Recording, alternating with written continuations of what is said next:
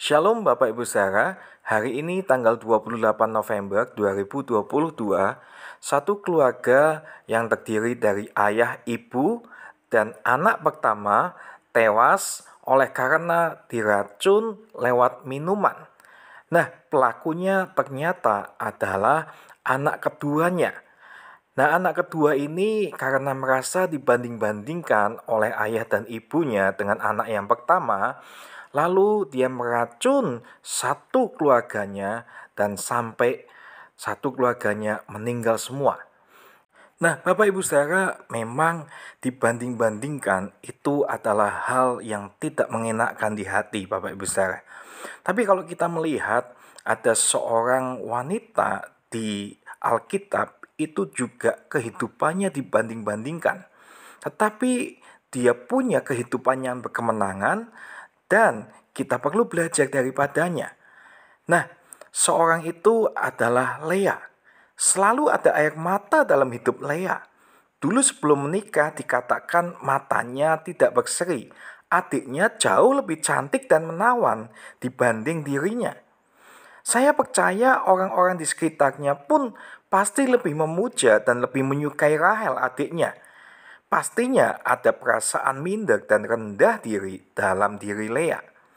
Dan kita tahu juga orang tuanya dan kerabat-kerabat yang lain pasti juga membanding-bandingkan antara Lea dan juga Rahel. Dan kalau kita tahu Bapak Ibu Saudara, ternyata bukan cuma itu. Saat dia mempunyai suami pun dibanding-bandingkan. Dia hanya dimadu hanya 7 hari setelah menikah. Dan dalam kehidupan pernikahannya, Lea menemukan kenyataan suaminya lebih sayang kepada Rahel. Lea adalah saksi mata melihat suaminya rela membanting tulang selama 7 tahun lagi demi mendapatkan Rahel. Nah, merasa tidak dicintai suami, hatinya menjadi sangat senang saat dia mempunyai anak pertama. Dan Lea berkata di dalam Kejadian 29 ayat 32, "Sesungguhnya Tuhan telah memperhatikan kesengsaraanku. Sekarang tentulah aku akan dicintai oleh suamiku." Dan Lea menamai anaknya Ruben. Kenyataannya tapi, kehadiran anak pertama tidak mengubah perasaan Yakub. Yakub tetap lebih cinta kepada Rahel. Lea pun kecewa. Kemudian lahir anak kedua.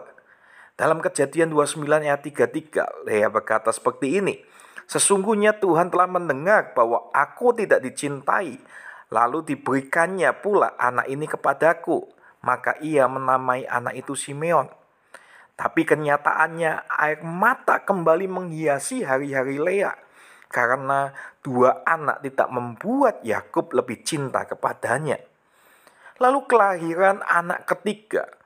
Lea merasa bahwa itu akan membawa pengharapan yang baru baginya. Dalam hatinya, masa sih 3 anak tidak akan mengubahkan hati suaminya? Sementara Rahel belum memiliki satu keturunan pun.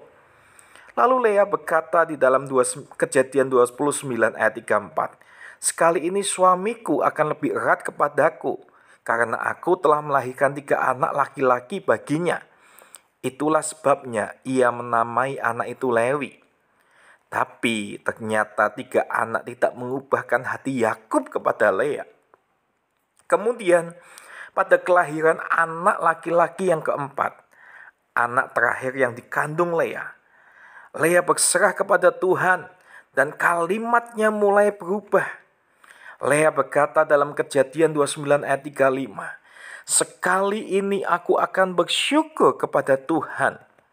Nah, Bapak Ibu Saudara, disinilah yadah atau ungkapan syukur diungkapkan dari mulut seseorang wanita yang merasa tidak dikasihi oleh suaminya.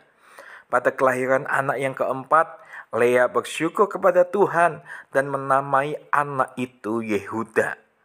Yadah atau ungkapan syukur ini adalah suatu bentuk penyembahan yang diajarkan oleh wanita yang menurut kacamata dunia tidak beruntung kepada kita semua. Nah, yadah ini adalah suatu bentuk penyembahan tanpa syarat. Menyembah Tuhan bukan karena mengharapkan sesuatu. Menyembah Tuhan bukan karena Tuhan dapat menjawab doa kita. Menyembah Tuhan bukan karena apa yang dapat kita terima darinya, tetapi menyembah Tuhan karena memang Dia memang layak untuk disembah. Bapak Ibu Saudara, kalau kita tahu bahwa sekalipun mungkin keadaan di dalam kehidupan kita tidak seperti yang kita harapkan, mari kita mau tetap bersyukur kepada Tuhan. Mungkin saat ini kita merasa dibanding-bandingkan, kita merasa mengalami hal yang tidak adil. Tetapi biar kita belajar seperti Lea, kita tetap mau menyembah Tuhan, kita tetap mau bersyukur kepada Tuhan, apapun kondisinya, apapun yang kita alami saat ini, kita tetap mau mencintai Tuhan dan tetap mau melakukan hal yang positif di dalam kehidupan ini. Terima kasih. Tuhan Yesus memberkati.